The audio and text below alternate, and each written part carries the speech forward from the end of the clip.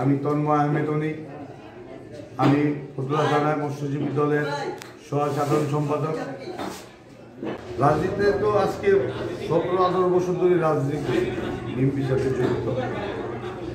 আমার বড় ভাই আছে ফারুক ভাই, তার সাথে আমি যুব দলে ছিলাম, তার হয়ে দুবাই রাজনীতি করছি।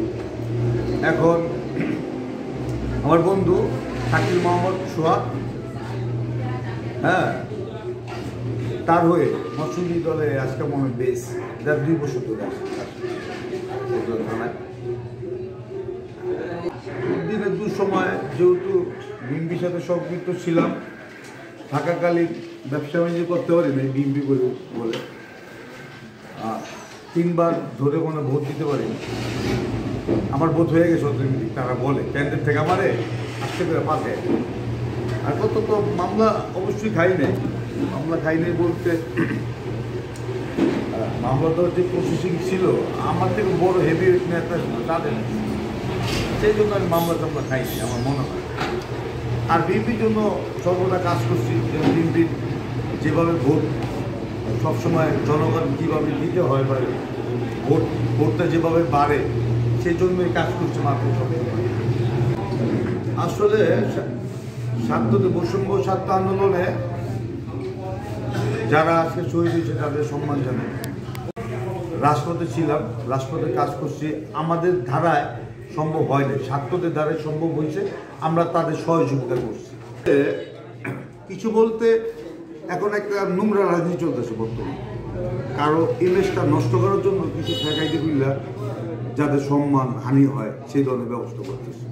আমি তো এটা আসলে রাজনীতি চোখে দেখতেছি, তারা তো আসলে রাজনীতিবিদ না, তারা ওই যে আওয়ামী লীগের পেটারটা কিছু এখনো আছে এলাকায়, তারা ঠেকাইতে বুঝলা সমাজে ওই যে কিছু নামধারী নেতাগুলার মানে কি ইমেজগুলো নষ্ট করার জন্য চেষ্টা এখনো করতেছে।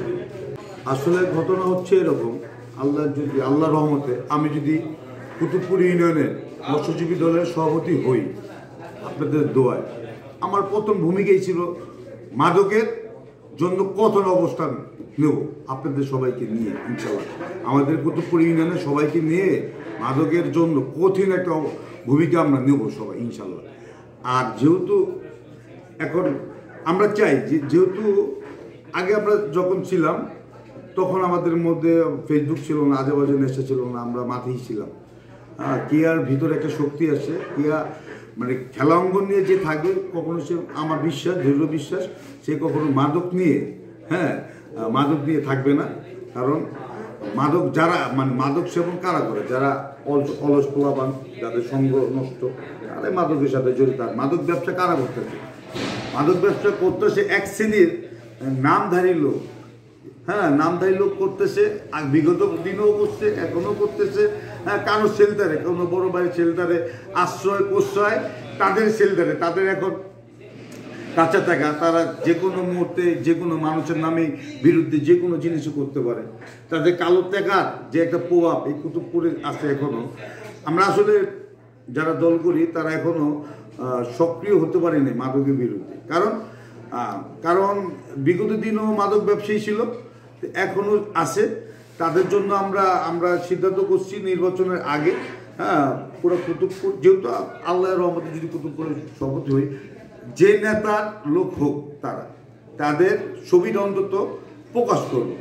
এলা কুতুবপুরে থাকতে পারি কি পারি না আল্লাহ জানে, বেঁচে থাকতেও পারি নাও থাকতে পারি। কেন সর্বদাই মাদক ব্যবসায়ীরা আমার উপর একটা তচ্চরি বিগত কালেও করছে, এখনো করতে চায়। ইনশাল্লাহ আল্লাহ রহমত আমার সাথে পারে না। আসলে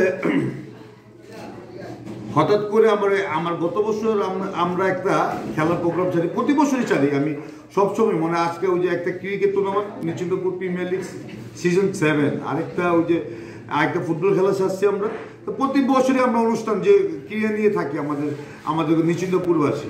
আমি বলতে পারি আমাদের এলাকায় নিশ্চিন্তপুর ওই যে গ্রাম সরকারের বাড়ির এই সাইড থেকে দেওয়ালের 10তলা বিল্ডিং, আর এই জায়গা থেকে সিএনজি ইস্টার্ন ট্রেন আগে থেকে মাদক মুক্ত ইনশাল্লাহ আমার দ্বারা সম্ভব হয়েছে। আমি কোনো মাদক ব্যবসায়ীদের আমার নিশ্চিন্তপুরে কখনো ঠাঁই দিই নাই। আর সেই সময় আমি ফুটবল খেলা চালাচ্ছিলাম, সেই কারণে আমার ফাইনাল খেলার সময় পাওয়াটা ভেঙে যায়। সেই জন্য আমি বিগত 6 মাস অসুস্থ ছিলাম। আমি যেহেতু যে রাজপথে থাকতে পারিনি, আর যখন তিতু ভাই গুলি খায় তখন আমার পাও ভাঙ্গা, আমি সেই প্রোগ্রামে যেতে পারিনি। আমি অলরেডি এখন 2-4 মাস ধরে কিন্তু সুস্থ, রাস্তায় পুরোপুরি হাঁটতে পারি। হ্যাঁ, আমার একটা বড় অপারেশন হয়েছে পায়ের জন্য। আমার বন্ধু শাকিল আহমেদ সোহাগ, সে নারায়ণগঞ্জ জেলার প্রচার সম্পাদক, তার মাধ্যমে আমি মৎস্যজীবী দল করা। এখন নারায়ণগঞ্জ জেলার মৎস্যজীবী দলের সেক্রেটারি আনার হোসেন ইমরান ভাই, তার সাথেই আছি। উত্তরা থানা সংগ্রামী সভাপতি শহীদুল ইসলাম তিতু ভাই, তার সাথেও দীর্ঘদিন রাজনীতির সাথে জড়িত, এখনও আছি। আর তিতু ভাই অসুস্থ, তার জন্য দোয়া চাই সকলের কাছে। জিয়া সে অসুস্থ, তার জন্য আমরা সকলের কাছে দোয়া চাই।